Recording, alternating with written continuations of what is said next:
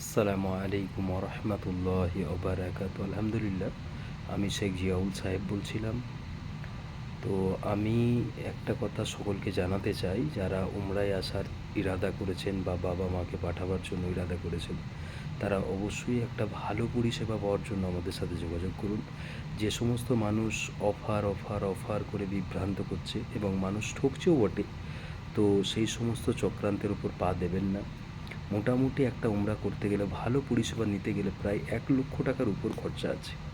তো আপনারা আপনার আব্বা মাকে পাঠাচ্ছেন বা এখানে আসছে, তারা অনেক কষ্ট হয়ে তারা যাচ্ছে, তারা এখান থেকে উমরা করে ফেরার পর আর কিছু জানাতে চাইছে না যে কতটা কষ্ট পাচ্ছি বা এ পাচ্ছি। তো নিশ্চিন্তে পরিষেবা যদি পাওয়ারই হয়, তাহলে মোটামুটি মিনিমাম সর্বনিম্ন 1 লক্ষ টাকার নিচে আসবে না, 1 লক্ষ টাকার উপরে বাজেট চলে যাবে।